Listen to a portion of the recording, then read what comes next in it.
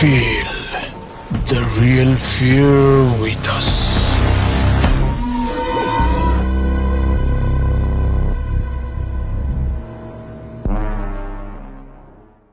প্রিয় লিসেনার্স, আসসালামু আলাইকুম। Feel the real fear with আস।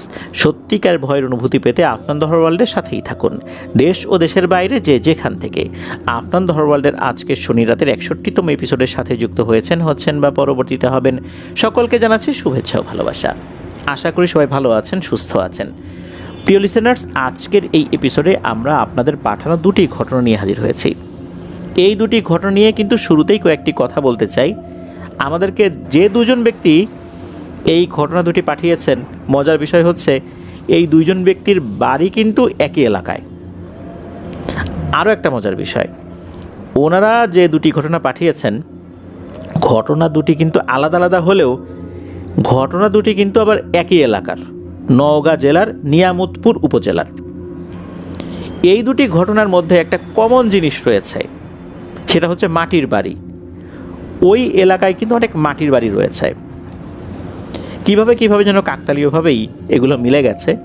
তো ঘটনায় চলে যাব। প্রিয় লিসেনার্স, আপনাদের জানাবো আপনাদের সাথে ঘটে যাওয়া সত্য ভয়ের ঘটনাগুলো কিন্তু আমাদেরকে লিখে বা রেকর্ড করে Afnan the horror world BD @gmail.com এই ইমেল অ্যাড্রেসে ইমেল করতে পারেন।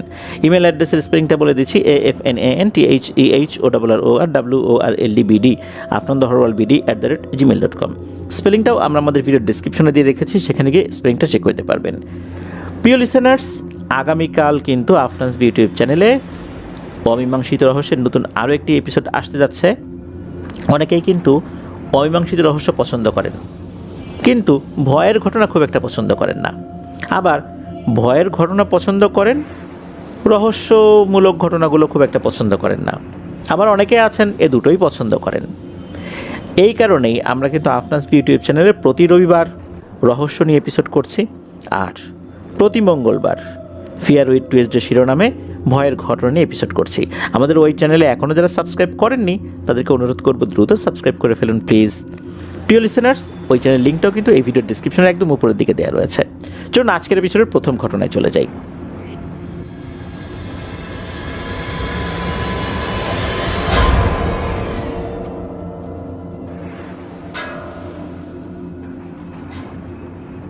স্বাগতম জানাচ্ছি প্রিয় লিসেনার্স আমাদের এবারের শনি রাতের 61তম এপিসোডের প্রথম ঘটনায়। এই ঘটনাটি আমাদেরকে যিনি পাঠিয়েছেন, ওনার নাম আব্দুর রাহিম। ওনার বাসা রাজশাহী জেলার রাজশাহী সদর উপজেলার একদম শহর এলাকাতেই, লেখাপড়া করছেন চট্টগ্রামে। ওনার নানা বাড়ি নওগাঁর নিয়ামতপুর উপজেলার একটি গ্রামে, সঙ্গত কারণে গ্রামের নামটি বলছি না। ঘটনাটি ঘটেছিল 1980 থেকে 90 সালের মধ্যে। এই ঘটনার মধ্যে দুটি ঘটনা রয়েছে। এই ঘটনা দুটি কিন্তু উনি ওনার আম্মুর কাছ থেকে শুনেছেন। ওনার আম্মুর কাছ থেকে শোনা অনুযায়ী যেভাবে ঘটনাগুলো আসলে ঘটেছিল সেই অনুযায়ী বর্ণনা করব। তো ওনার আম্মুর যেই চাচারা ছিলেন, এই চাচারা ছিলেন 3 জন, অর্থাৎ ওনার বাবা সহ। তো ওনাদের কিন্তু একটা উঠোন ছিল। এই উঠোনের চতুর্দিকে 4টা ঘর ছিল। প্রত্যেকটা ঘরে কিন্তু মাটির দোতলা। উঠোনের বাম পাশে ওনার আম্মুর বড় চাচার ঘর, আর উঠোনের ডান পাশে ওনার আম্মুর মেজো চাচার ঘর। তো ওই উঠোনের এক সাইডেই কিন্তু অনেক পুরনো একটি তেঁতুল গাছ ছিল, অনেক বড় তেঁতুল গাছ। আর বাড়ির একটা পাশে পুকুর, আর বাড়ির আর একটা সাইডে রাস্তা রয়েছে। আগে মাটির রাস্তা ছিল, এখন অবশ্য পাকা হয়ে গেছে বলে জানিয়েছেন।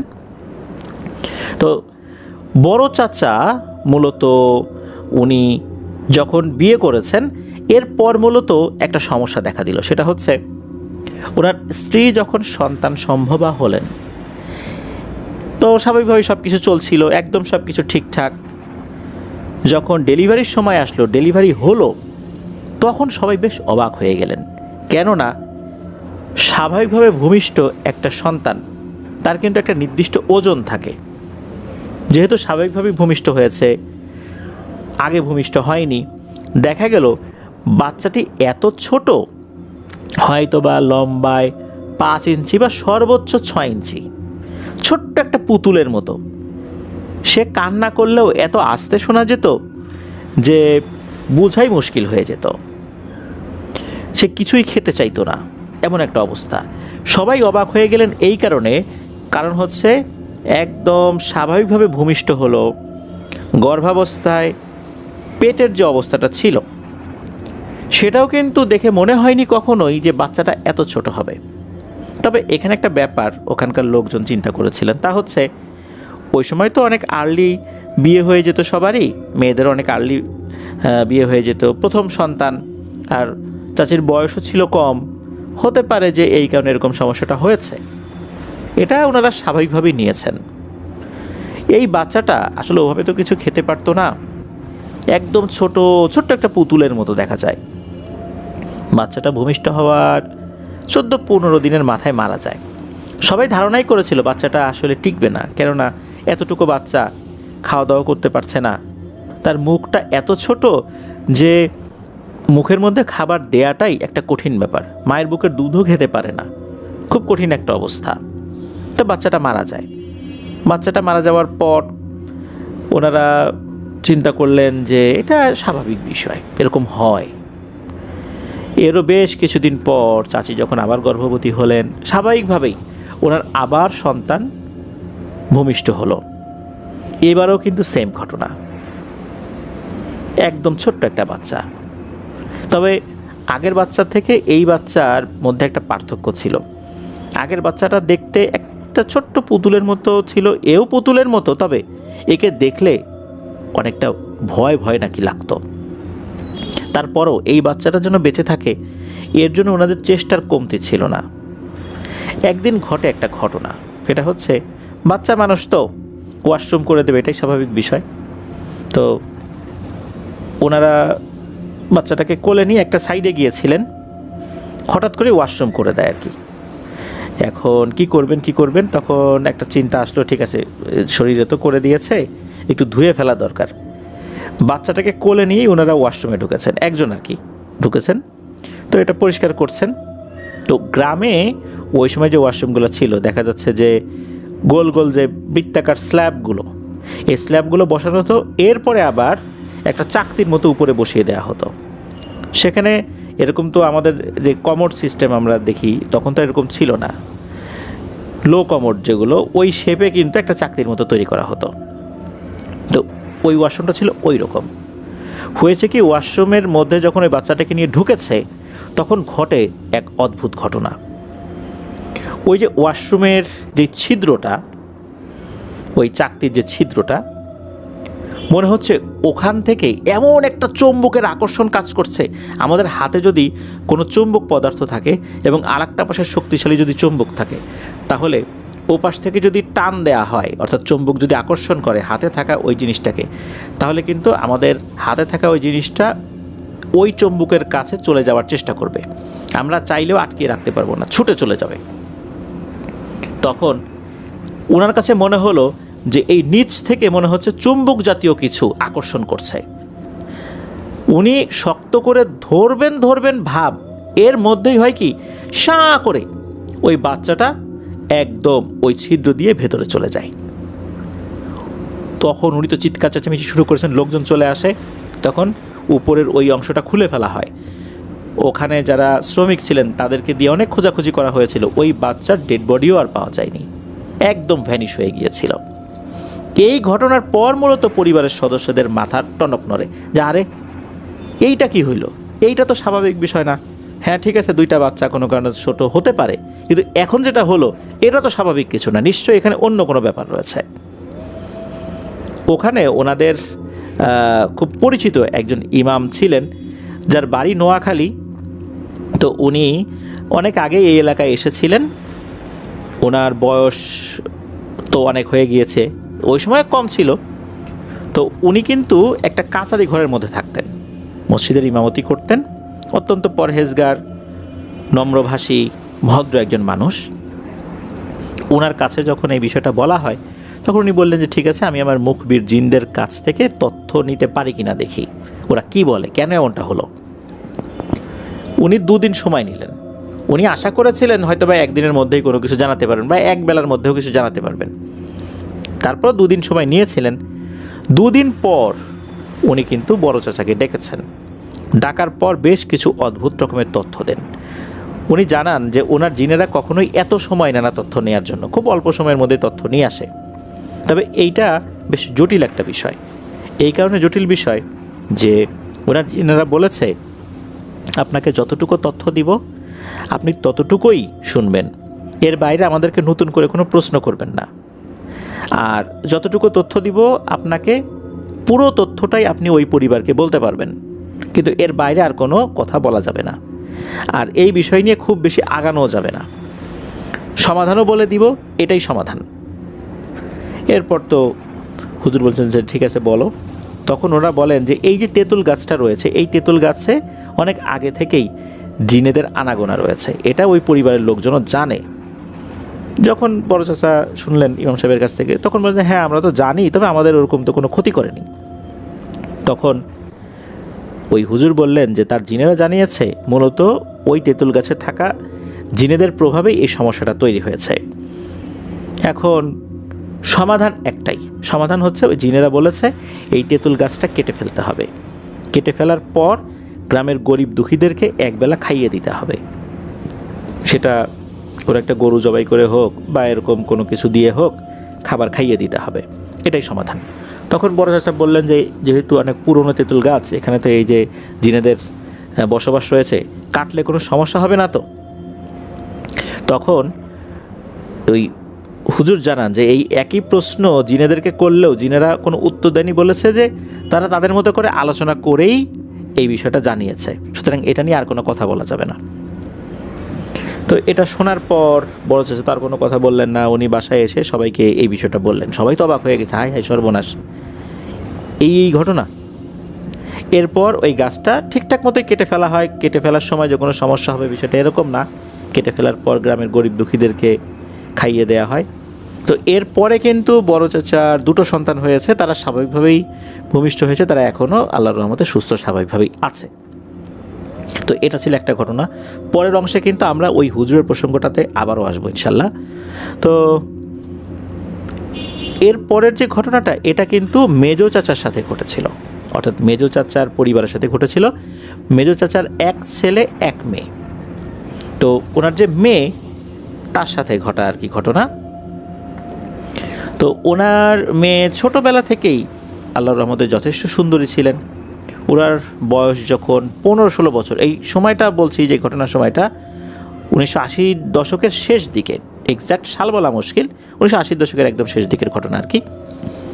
তো যখন তার বয়স 15-16 বছর, তখন ওনার কাছে একটা জিন আসতো, খুব বয়স্ক একটা জিন। উনি সর্দার গোছের জিন না, তবে একটা গোত্রের যে সর্দার থাকে, সর্দারের ঠিক নিচের যে পদ, এই পদে উনি ছিলেন। তো উনি আসতেন, খুব পরহেজগার জিন। তো সে এসে তাকে মেয়ে বলে সম্বোধন করতেন যে মা, আমি তোমাকে তো খুব পছন্দ করি, তুমি একটা ভালো মানুষ, ভালো মেয়ে, আমি তোমার কাছে মাঝে মাঝে আসবো, তোমার কোনো সমস্যা হলে আমাকে বলো। তো এভাবে মাঝে মাঝে আসতো। আর যখন আসতো, বিশেষ করে একদম ভোরবেলা, ভোর বলতে একদম তাহাজ্জুদের সময় আসতো, অল্প সময় থাকতো, চলে যেত। আর যখন আসতো, হাদিয়া হিসাবে খাবার নিয়ে আসতো, এমন কিছু খাবার যে খাবারের যে ঘ্রাণ, এটা অন্যরকম। তবে এই খাবারগুলো থেকে কাউকে ভাগ দেয়া যাবে না, এটা কিন্তু বলা ছিল ওই জিনের। তখন নাকি উনি কী করতেন, ওই খাবার খাবার পর হাত ধুতেন না, কোনো কিছু দিয়ে মুছে রাখতেন হাত, পরে ধুতেন। সকাল হলে এই হাতের যে গন্ধ, যে সেন্ট, এটা আবার শুকাতেন অন্যদেরকে, দেখো যে আমি এরকম খাবার খেয়েছি। এরপরে উনি হাত ধুয়ে ফেলতেন আর কি। ওই গন্ধ শুকানোর জন্য কিন্তু ওনার কোনো ক্ষয়ক্ষতি হবে বিষয়টা এরকম না, এটা নিয়ে ওরকম কোনো সমস্যা ছিল না। এভাবে দিন যাচ্ছিল। আস্তে আস্তে হয় কি, পরিবারের লোকজন যখন বুঝতে পারে, তখন ওনারা এই যে যিনি আসেন তাকে ভূত দাদু বলে সম্বোধন করতেন, ভূত দাদু। তো এই ভূত দাদুর যে আসা যাওয়া, এটা তো পরিবারের লোকজন বুঝতে পেরেছে। তাদের যে আত্মীয় স্বজন একদম কাছে আর কি, যারা ওই উঠোনের চারদিকে যাদের ঘর বাড়ি, ওনারা তো জানেন। তো এক কথায় দুই কথায় চারদিকে বিষয়গুলো কিছুটা ছড়িয়ে পড়ে। তখন বিভিন্ন মানুষজন বিভিন্ন সমস্যা নিয়ে আসে, অনেকে ব্ল্যাক ম্যাজিক রিলেটেড সমস্যা নিয়েও ওনার কাছে আসেন। তো উনি তো আর এইগুলো সমাধান জানেন না, ওনার কাছে শুধুই জিনটা আসে, কিছু খাবার দেয়, তারপর চলে যায়, একটু গল্প গুজব করে, এটাই, আর কিছু না। তখন উনি যখন এই বিষয়টা নিয়ে আলোচনা করলেন যে আমার কাছে তো এরকম লোকজন আসে, আমি কী করব। তখন নাকি ওই ভূত দাদু বলেছিলেন যে না, তুমি এটা নিয়ে কোনো কাজ করতে পারবা না। প্রথমত এগুলো নিয়ে কাজ করলে অনেক শত্রু তৈরি হয়ে যায়। কালো জাদুর সাথে অনেক জিনেদের সরাসরি সম্পর্ক থাকে। যদি কালো জাদু কাটানো সংক্রান্ত কোনো কাজ করা হয় তাহলে এই জিনগুলো তোমার শত্রু হয়ে যাবে। আমার তো বয়স হয়েছে, আল্লাহ যদি তখন আমাকে নিয়ে যেতে পারেন, তখন কি হবে? তখন তো এই জিনগুলো তোমাকে আক্রমণ করবে। সুতরাং আমি তো তখন থাকবো না, আর সবসময় তো কাউকে প্রোটেকশন দেওয়া সম্ভব হয় না, তখন সমস্যা হবে। সুতরাং এই কাজগুলো করা যাবে না। হ্যাঁ, মানুষজন আসে সোয়াবের নিয়েতে, অন্যের উপকারের নিয়েতে যে কাজগুলো করা যেতে পারে সেটাও কিন্তু করা যায়। তো এটা বলার পর নাকি ওই ভূত দাদু বলেছিলেন যে কি কাজ করা যাবে। প্রথমত বদ নজর রিলেটেড, কারণ নজর লেগেছে, নজর লেগে শরীরটা খারাপ হয়ে যাচ্ছে, পেটে সমস্যা হয়েছে বা জ্বর চলে আসছে, এইটা যেটার সাথে জিনের সম্পর্ক নাই। আবার দেখা যাচ্ছে যে বিয়ে হচ্ছে না কোনো কারণ ছাড়াই, জাদুটোনা না, কোনো কারণ ছাড়াই। তো এটার জন্য কিছু পানি পড়া বা কিছু ঝাড়ফুঁক, একদম সাধারণ কিছু। আর হচ্ছে সাধারণ অসুস্থতা, মানুষের জ্বর আসছে, মাথা ব্যথা করছে, যেগুলোর সাথে কালো জাদু বা জিনের সম্পর্ক নাই। তো এই ধরনের চিকিৎসাগুলোর যে পদ্ধতি, এই পদ্ধতি নাকি এই ভূত দাদু ওনাকে জানিয়ে দিয়েছিলেন। তো সেই অনুযায়ী মাঝে মাঝে কেউ আসলে, একদম ওই গ্রামের কেউ আসলে উনি এটা দিতেন। আল্লাহর রহমতে ভালো হতো, অনেকেই ভালো হয়ে যেত আলহামদুলিল্লাহ। এখন হলো কি, এক কান দুই কান করে করে চারদিকে ছড়িয়ে পড়তে লাগলো। আর এই ছড়িয়ে পড়ার পেছনে সবচেয়ে বেশি ভূমিকা যিনি রেখেছিলেন তা হচ্ছে ওনার আপন মা।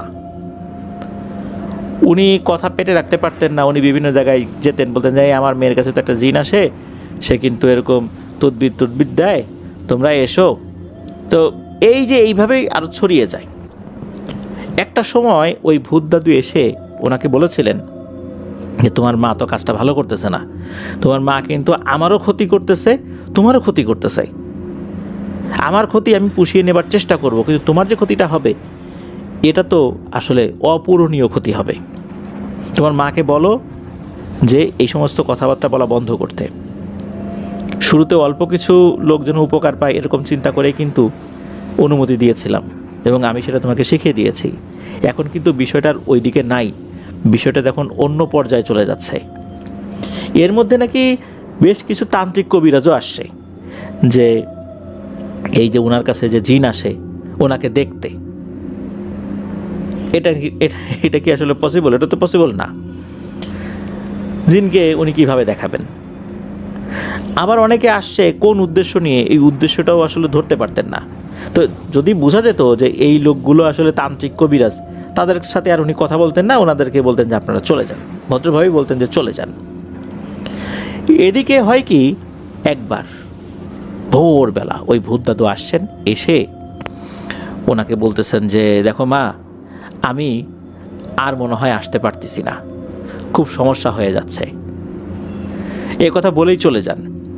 এরপর স্বপ্নের মধ্যে এসে বলতে থাকেন যে তোমাদের বাসার চতুর্দিকে এমন একটা প্রতিরক্ষা বলয় তৈরি হয়েছে, আমি তোমাদের বাসায় ঢুকতে পারি না।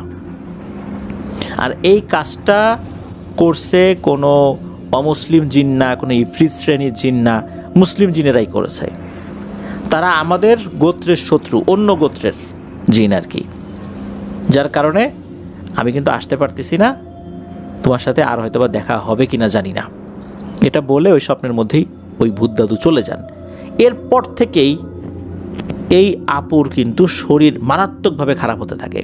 মাত্র 7 দিনের ব্যবধানে ওনার শরীর মারাত্মক খারাপ হয়ে যায়, কিচ্ছু খেতে পারেন না, শরীর শুকিয়ে গেছে, অবস্থা খুবই খারাপ। এখন এটা সমাধান কি? তখন কিন্তু ওই যেই হুজুর ইমাম সাহেব যার কথা বললাম আর কি, ওনার কাছে পরিবারের সদস্যরা যান। তখন উনি বলেন যে ঠিক আছে, বিষয়টা আমি দেখি কি করা যায়, রাতের বেলা আমি দেখি। তখন ওই যিনি হুজুর, ওই নাকি রাতের বেলা যখন বসেছেন, ওই আপুর সাথে থাকা ওই বয়স্ক পরহেজগার যে জিন, ভূত দাদু যাকে বলা হয় আর কি, ওনাকে যখন ডেকেছেন, মাত্র কয়েক ডাকের মধ্যেই চলে আসছেন। এসে তার সাথে কথোপকথন হচ্ছে। তখন হুজুর বলেন যে এই মেয়েটার এই সমস্যাটা কেন হচ্ছে। তখন ওই ভূত দাদু বেশ কিছু তথ্য দেন। সেটা হচ্ছে ওই ভূত দাদু বলেছেন যে মূলত ওনার অপোজিশন যে গোত্রগুলো রয়েছে, এই একটা গোত্রের কিছু মুসলিম জিন, এই মুসলিম জিনেদের সাথে ওনাদের আগে থেকে শত্রুতা ছিল, দেখা যাচ্ছে বিভিন্ন কারণেই শত্রুতা তৈরি হয়েছে। আর এই যে ইনি তো সর্দারের ঠিক পরের, সর্দারের যদি কিছু হয় বা ওনার মৃত্যু হয়ে যায় তাহলে উনি সর্দার হবেন। আর দেখা যাচ্ছে সর্দারকে বিভিন্ন বিষয়ে পরামর্শ উনি দিয়েছেন, যেই পরামর্শে তাদের ক্ষতি হয়েছে, এই কারণে ওনার উপর ওরা ক্ষিপ্ত ছিল। তো ওরা যে কাজটি করেছে সেটা হচ্ছে, যেহেতু এই মেয়েটাকে এই ভূত দাদু খুব স্নেহ করতেন, ভালোবাসতেন, তো তার পছন্দের যেই জিনিসটা, এই জিনিসটাকে ওরা আক্রমণ করেছে। ওরা তো সরাসরি গিয়ে ওই গোত্রকে আক্রমণ করতে পারতেছে না, তার উপর প্রতিশোধ নেওয়ার জন্য এই মেয়েটাকে ক্ষতি করলে ওই ভূত দাদু কষ্ট পাবেন, যার কারণে এই মেয়েটার উপর ওরা এইভাবে আক্রমণ করেছে এবং আস্তে আস্তে তাকে মেরেই ফেলবে, আর অল্প কিছুদিনের মধ্যেই মেরে ফেলবে আর কি। এটাই তাদের পরিকল্পনা। এখন সমাধান কি? সমাধান বিষয়টা বেশ জটিল। ওই ভূত দাদু জানান, যেহেতু এটা কালো জাদুর কারণে হয়নি, ওরা সরাসরি ওই মেয়ের শরীরে ঢুকে মেয়েটার ক্ষতি করছে, আর বাড়ির চতুর্দিকে এক ধরনের একটা বলয় সৃষ্টি করে রেখেছে যাতে করে আমি আসতে না পারি। সুতরাং ওদেরকে দিয়েই এই সমস্যাটার সমাধান করাতে হবে। সেটা কিভাবে? তখন ওই ভূত দাদু বললেন যে ওরা যেহেতু অন্য গোত্রের, আমি আমার সর্দারের সাথে কথা বলে ওদের সর্দারের কাছে চিঠি পাঠাবো। তখন সর্দার সহ ওরা এখানে আসবে আপনার কাছে, আমিও আমার সর্দারকে নিয়ে এখানে আসব। আর আমার আর একটা বন্ধু আছে যে যোদ্ধা গোত্র যেগুলো রয়েছে জিনেদের মধ্যে, এই গোত্রের সর্দার, তো সেও তার বেশ কিছু যোদ্ধা নিয়ে সে সেখানে উপস্থিত থাকবে। আপনি শুধু মধ্যস্থতা করবেন, চূড়ান্ত কোনো সিদ্ধান্ত দেবেন না, আপনি শুধু মধ্যস্থতা করবেন। আপনি এই কাজটি করবেন।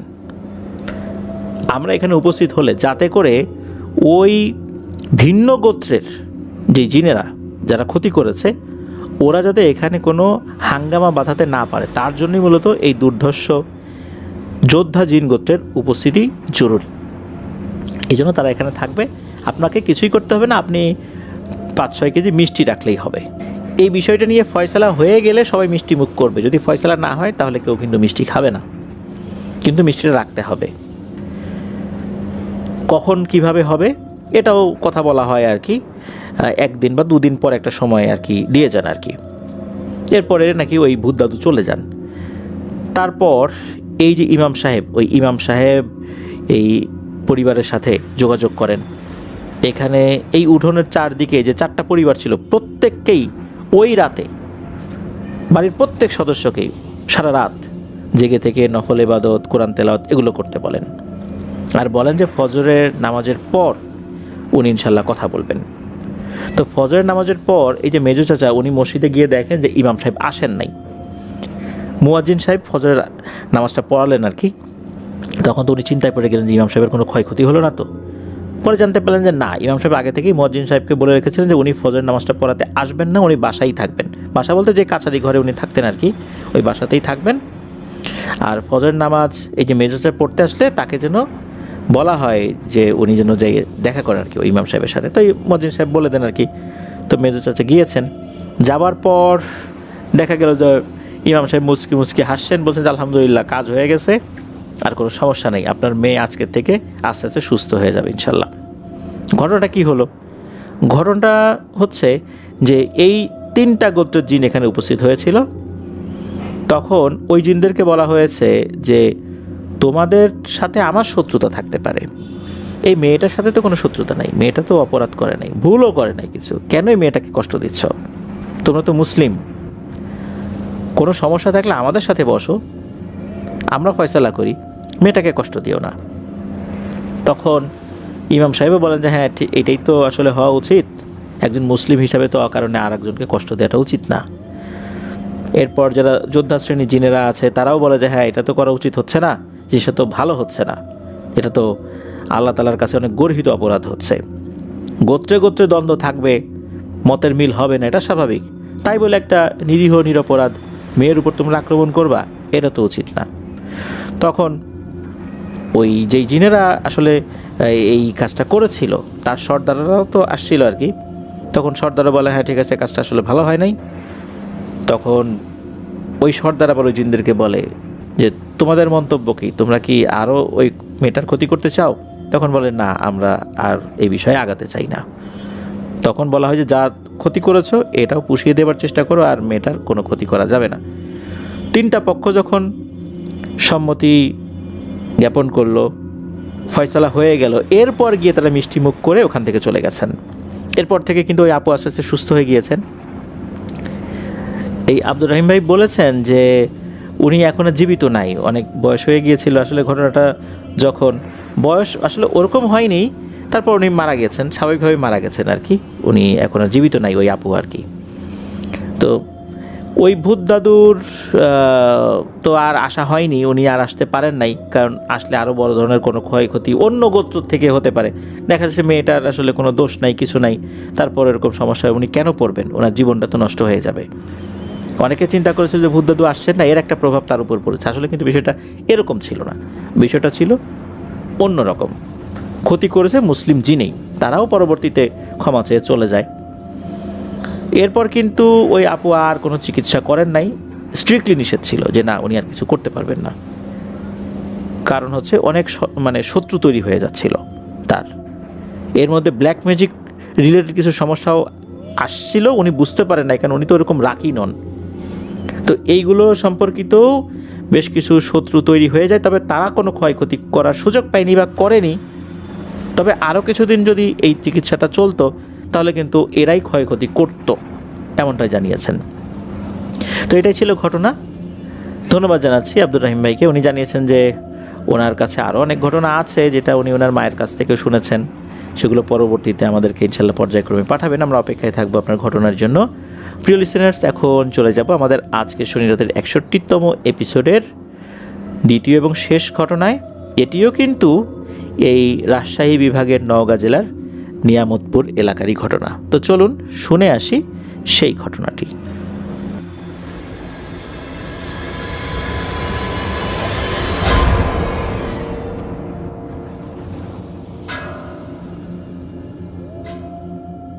প্রিয় লিসেনার্স, আবারও স্বাগতম জানাচ্ছি আমাদের এবারের শনির রাতের 61তম আয়োজনের দ্বিতীয় এবং শেষ ঘটনায়।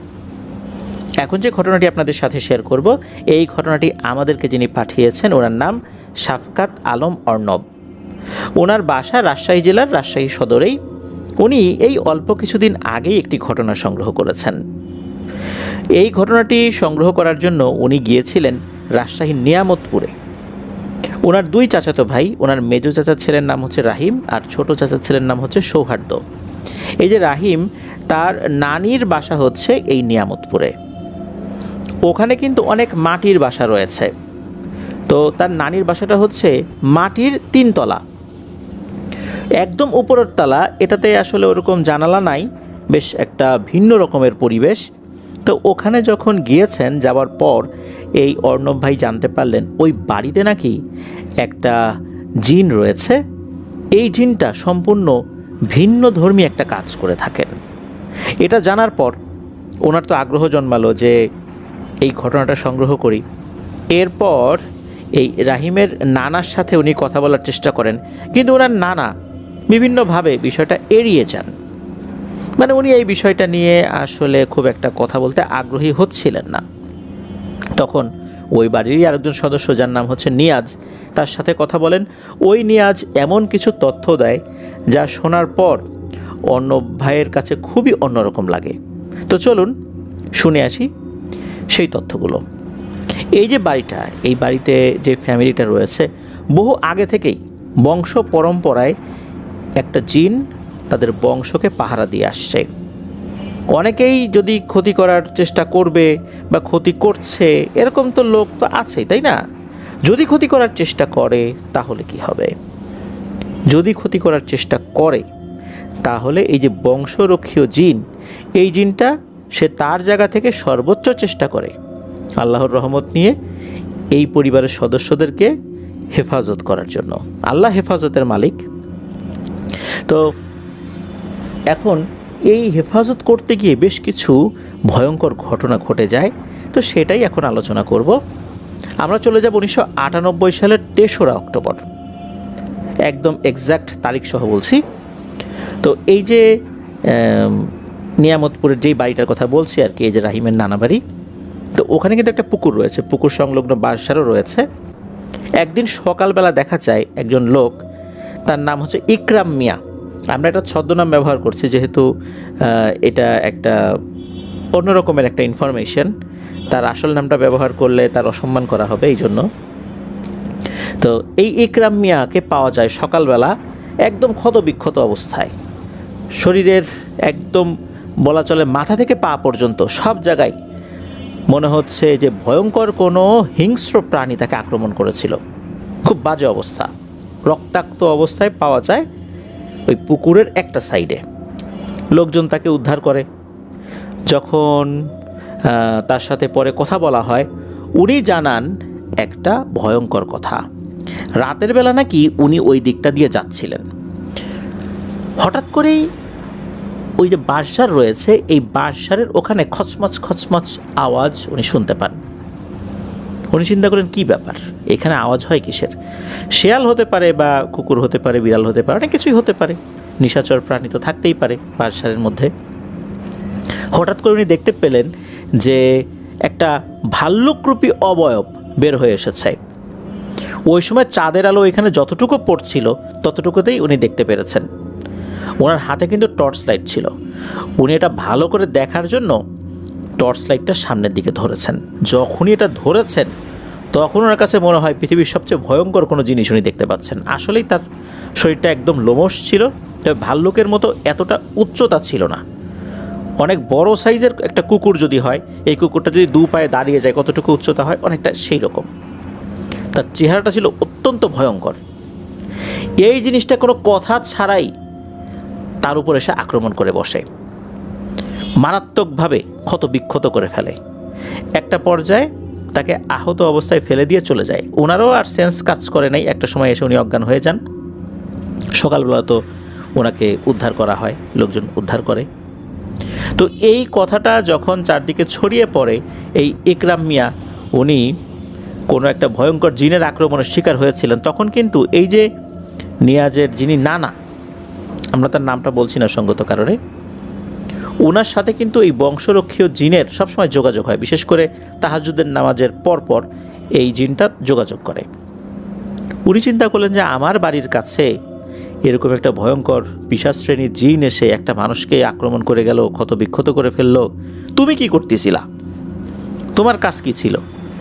এই ভয়ঙ্কর শ্রেণীর জিনটা এখানে কিভাবে আসলো? একটা মানুষকে কেন আক্রমণ করলো? তখন ওই জিনটা যা জানায় সেটা শোনার পর তো এই নিয়াজের নানা তো তাজ্জব হয়ে যান। ওই জিনটা জানায় এই জিনটাই নাকি আক্রমণ করেছিল তাকে। কেন এই কাজটা কেন করলো? গ্রামের একটা লোককে এইভাবে আক্রমণ করার অর্থটা কী? তখন ওই জিনটা জানায় এই যে ইকরাম মিয়া, সে মোটেও ভালো লোক ছিল না, সে খুবই বাজে একটা উদ্দেশ্য নিয়ে ওখানে এসেছিল। এই ইকরাম মিয়ার কাছে ছিল হচ্ছে একটা বিষের কৌটা। এই পুকুরে মাছ চাষ হয়, এটা নিয়ে ওই ইকরাম মিয়ার মনের মধ্যে ছিল খুব ভয়ঙ্কর রকমের হিংসা। সে রাতের আধারে এসেছিল ওই পুকুরে বিষ দিতে, বিষ দিয়ে পুকুরে সব মাছ মেরে ফেলবে। সে যখন ওখানে এসেছে, এরপরই মূলত এই জিনটা এরকম ভয়ঙ্কর সুরতে আসছে এবং তার উপর আক্রমণ করেছে।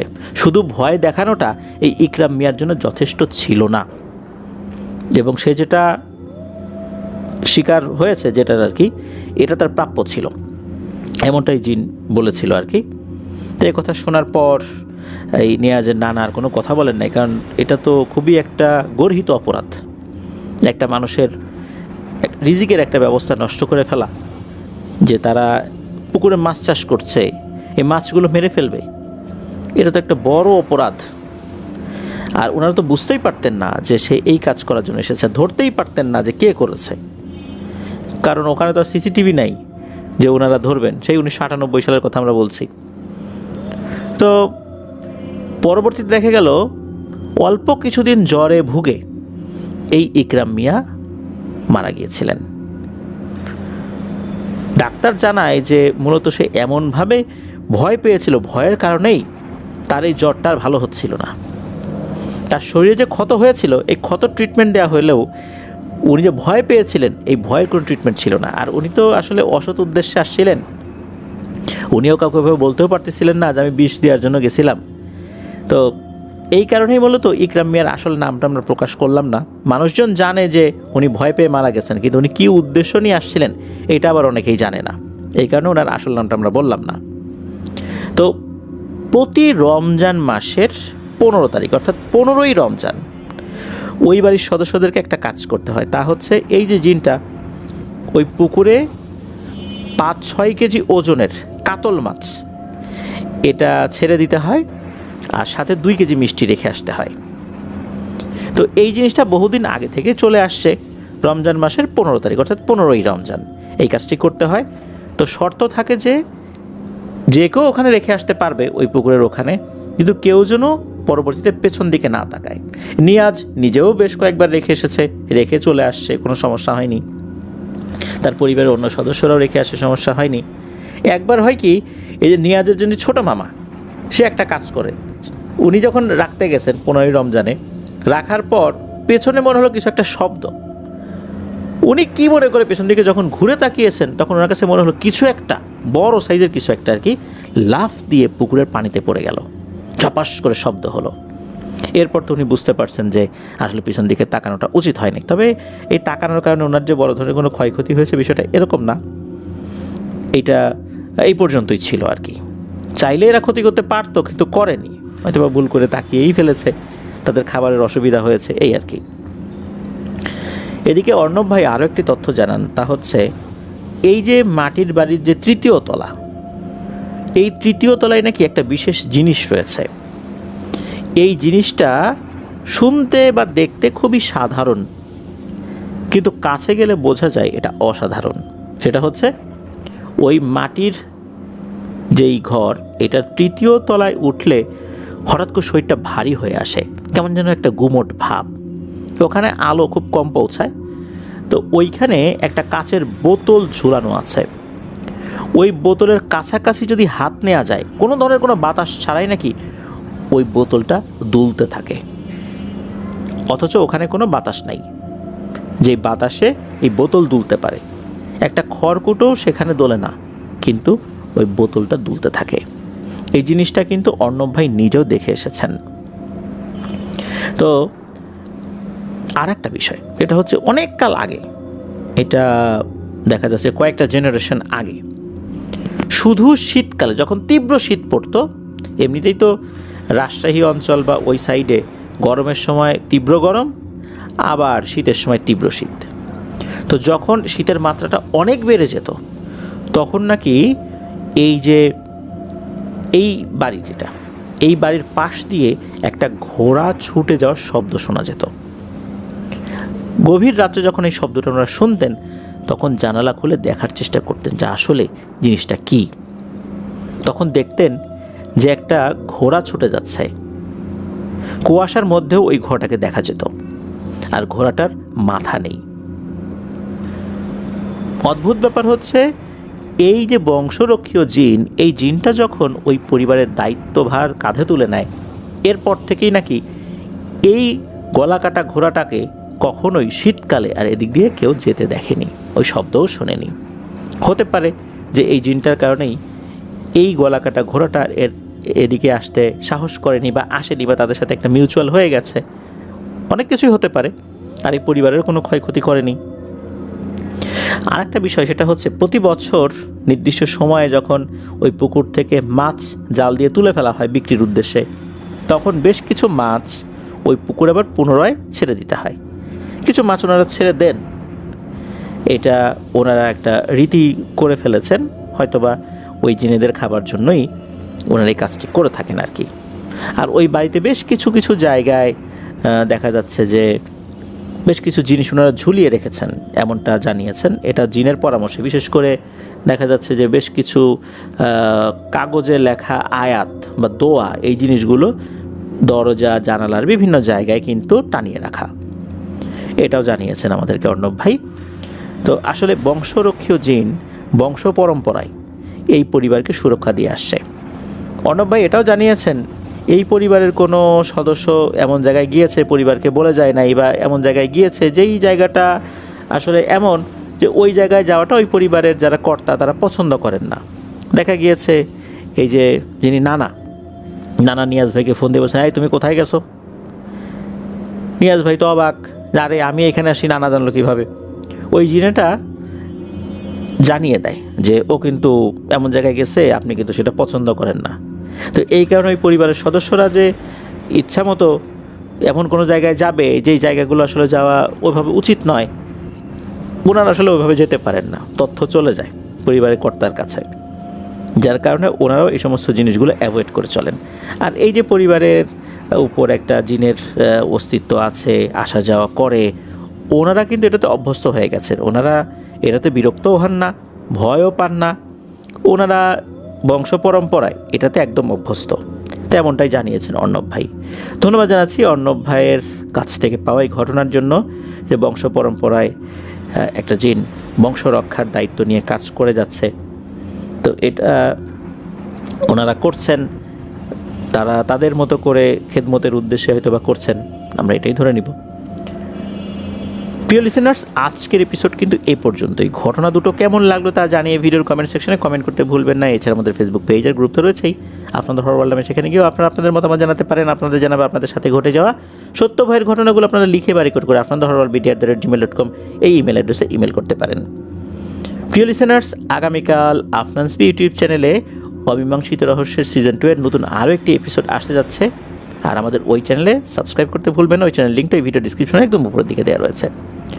আমার জন্য দোয়া করবেন, আমার পরিবারের জন্য দোয়া করবেন, আপনাদের জন্য দোয়া রইল, আপনাদের পরিবারের প্রত্যেকের জন্য দোয়া রইল। মহান আল্লাহ সুবহানাহু ওয়া তাআলা আমাদেরকে ভালো রাখুন, সুস্থ রাখুন, নিরাপদে রাখুন, আপনার হরর ওয়ার্ল্ডের সাথে রাখুন। আসসালামু আলাইকুম।